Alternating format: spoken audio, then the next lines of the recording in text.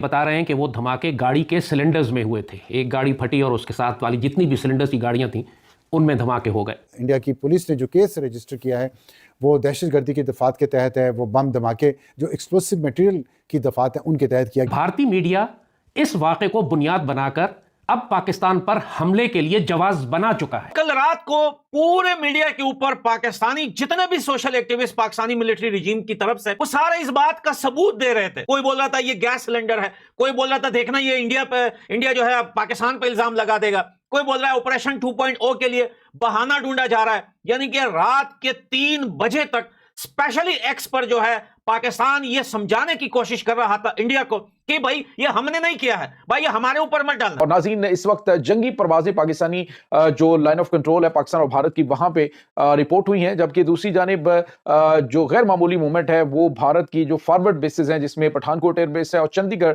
Airbase जो है वहां पे देखी गई है। अब जो जंग आ रही है एक वसी पैमाने पर, एक कन्वेंशनल जंग जिसमें ये पाकिस्तान के इलाकों पर कब्जा करने की कोशिश करेंगे। DGISPR ने कुछ अर्सा पहले कहा था कि इस बात के आसार हैं कि ये समुद्र के रास्ते कोई फॉल्स फ्लैग करेंगे। इससे फर्क नहीं पड़ता कि ये समुद्र के रास्ते करें या दिल्ली में धमाका करें, बात यह है कि इनको कोई ना कोई जवाब चाहिए पाकिस्तान पर हमला करने के लिए।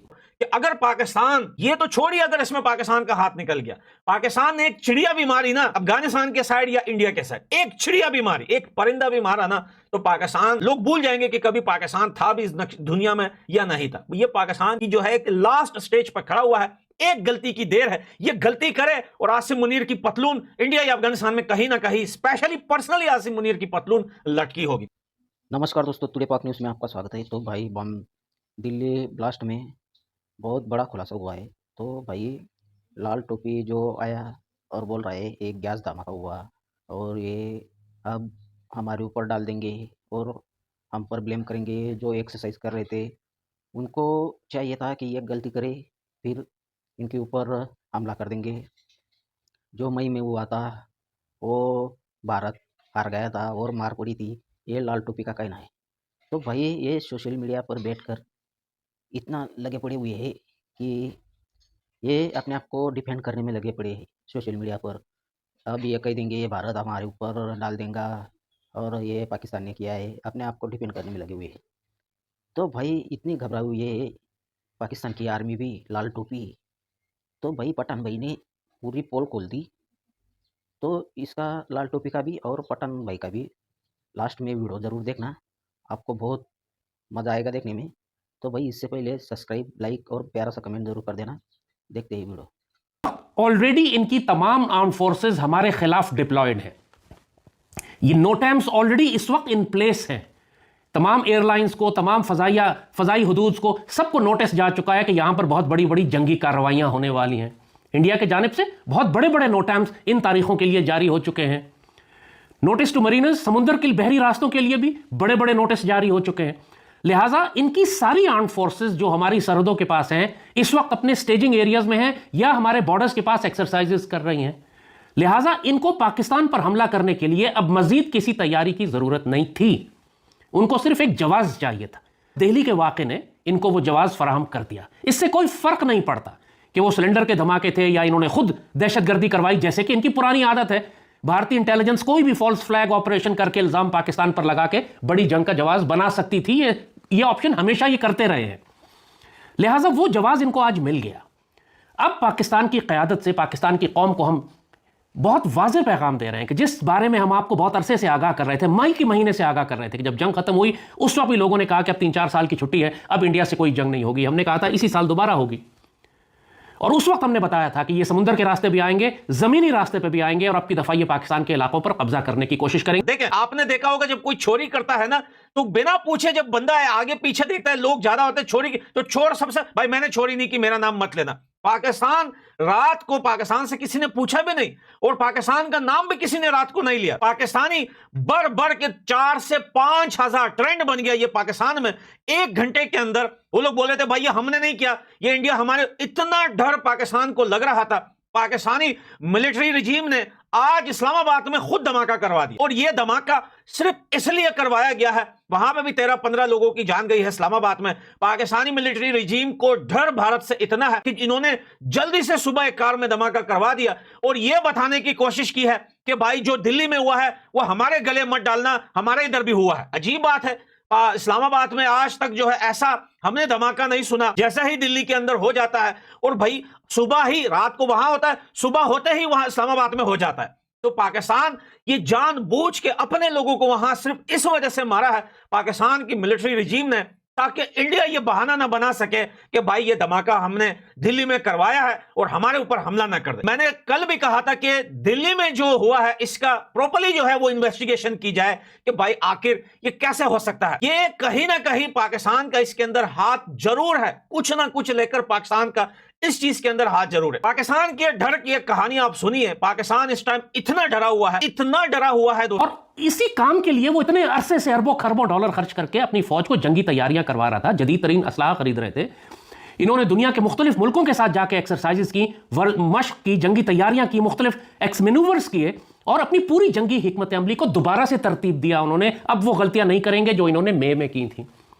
मई में ये सिर्फ एयरफोर्स लेकर आगे आ गए थे और ड्रोन्स इन्होंने भेजे थे। एयरफोर्स को बहुत बुरी तरह से मार पड़ी, ड्रोन्स ने कोई इफेक्टिव इंपैक्ट क्रिएट नहीं किया और बैकअप इनके पास मौजूद नहीं था। ना इनकी ग्राउंड फोर्सेस तैयार थी, ना समुद्री रास्ते तैयार थे। लिहाजा ये मार खा के फौरन ही इन्होंने सीज फायर क्लेम कर लिया। मगर फिर इन्होंने तैयारी की, पिछले 4-5 महीने ये बड़ी रोबस्ट तैयारी करते रहे बगैर किसी शुबह की। और अब हम पाकिस्तान आर्मी से, लीडरशिप से, पाकिस्तान की पॉलिटिकल लीडरशिप से, कौम से कहेंगे कि बिल्कुल तैयार हो जाएं अगले 4-5 दिन में। जो पैटर्न रहा है इनका माजी की तारीख को देखते हुए, अगर हिस्ट्री रिपीट करेगी अपने आप को, तो अगले 4-5 दिन में हमारा इनके साथ एक हाई इंटेंसिटी कॉन्फ्लिक्ट हो जाएगा। जो तुम दुनिया को चूरन बेच रहे हो ना, हम एटमी पावर हैं, हम ऐसे करते हैं, हमने इंडिया के इतने जहाज गिरा दिए, बेटा ये सारी पुस्कियां तुम्हारी दूसरी दुनिया के ऊपर चलती होगी। अफगानिस्तान, इंडिया के आगे तुम्हारी ये पुस्कियां चलती नहीं है भाई। हमारे साइड में पड़े हो, हमारे पड़ोसी हो, हमें तुम्हारी गैरत का इतना पता है। जैसे हमें भूख लगती है, हमें पता चलता है कि हमें खाने का टाइम हो गया, वैसे तुम्हारी गैरत का हमें पता है कि तुम कितने बड़े बेगैरत हो। तुम कुछ नहीं कर सकते हो, तुम कोकले हो मेरे भाई, कुछ भी नहीं कर सकते हो। तुम दुनिया को चूरन बेचो। जो कंट्रीज तुमसे दूर रहती है वो समझेगी पाकिस्तान कितना बड़ा जो है वो बहादुर है, पाकिस्तान जो है वो इतना बड़ा बहादुर है, वो कुछ भी। लेकिन बेटा जो पड़ोस में तुम्हारे पड़े हुए हैं ना, उन्हें पता है कि तुम्हारा पैम्पर कितना जल्दी गंदा हो जाता है। अब जब जंग इनएविटेबल है, नागुज़ीर है, अब आप उसको अवॉइड नहीं कर सकते। लिहाजा पाकिस्तान आर्मी के पास 2 ऑप्शंस हैं। एक ऑप्शन यह है कि आप इंतजार करें दुश्मन के पहले हमले का, और अब की दफा दुश्मन बहुत वसी पैमाने पर, बहुत शदीद पैमाने पर हमला करेगा और हमें बहुत ज्यादा नुकसान पहुंचाएगा। इसकी स्ट्रैटेजी यही है कि पाकिस्तान की एयरफोर्स को सबसे पहले इनकैपेसिटेट कर दे। लिहाजा वो हमारे एयर बेसिस के ऊपर मैसिव ड्रोन्स और क्रूज मिसाइल्स भेजेगा। फजाइया को, इसकी प्लानिंग यह है कि फजाइया को उड़ने ही ना दे। ये तुम्हें डर लग रहा है, तुम सरेंडर रिजीम हो, क्योंकि तुम जब जब लड़े हो तब तब तुम पतलून छोड़ के भागे हो। 93,000 पतलूने तो अपनी जगह थी, तुम अफगानिस्तान में भी पतलून छोड़ के आ गए। कितनी शर्म की बात है। और आज तुम्हारी पतलूने जो 4-5 दिन सरहद पे तुम थोड़ा बहुत लड़े, पतलून छोड़ के भाग गए, वो अफगानिस्तान के चौकों पे लटकी हुई है। तुम्हारी औकात नहीं है लड़ने की।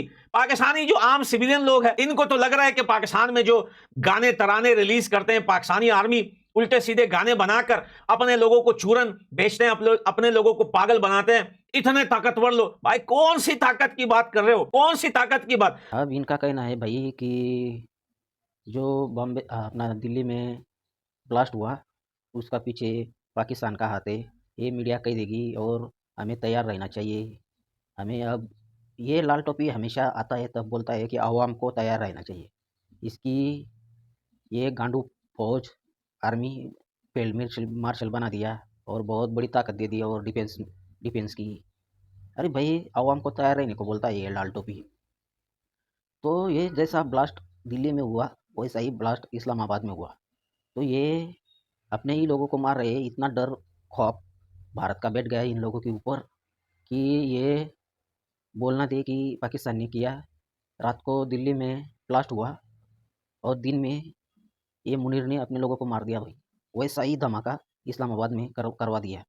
उनका भी जो 9-10-11 लोग मर गए उधर पाकिस्तान में।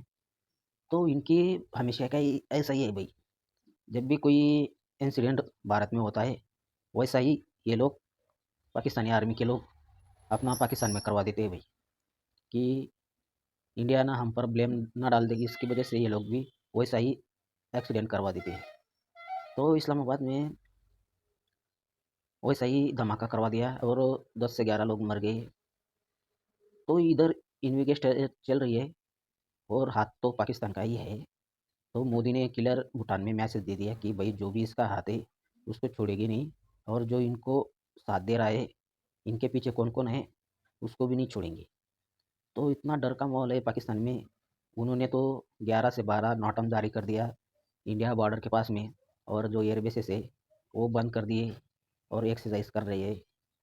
तो लाल टोपी भी भय के मारे बोल रहे हैं, मैं तो कब से बोल रहा था कि एक बार हमला होगा, और जो मई में मार खाई थी, अब ये पूरी तैयारी के साथ आए थे। मई में पूरी गलती की थी, उनकी कोई फोर्स तैयार नहीं थी, इनके 8-10 एयरक्राफ्ट मार गिराए थे। अरे भाई इतने चूरन देते ये लोग कि अपने आवाम भी हमेशा बोलती है हमारी 1 नंबर फौज, 1 नंबर फौज। अरे भाई इनके जो पतलूने हैं ना, तालिबान ने उतार उतार कर बॉर्डर पर लटकाई हुई है, और जो 90,000 फौज भारत ने पकड़ी थी, उनकी पतलूने अब तक भारत में पड़ी है, और ये बोलते हैं कि हमारी 1 नंबर फौज। और डर के मारे खुद के लोगों को मार रहे हैं ये लोग। वैसा ही ब्लास्ट इस्लामाबाद में करवा दिया, 11-12 लोग मार दिए, और फिर ये जीत जाते हैं भाई, हम जीत गए, भारत से जीत गए। अरे भाई जीतो भाई, अब एक बार हमला होगा, तुम्हें क्यों डर है? जीत जाते हो तुम लोग भाई, भारत का क्यों डर है तुम लोगों को? तुम तो जीत जाते हो।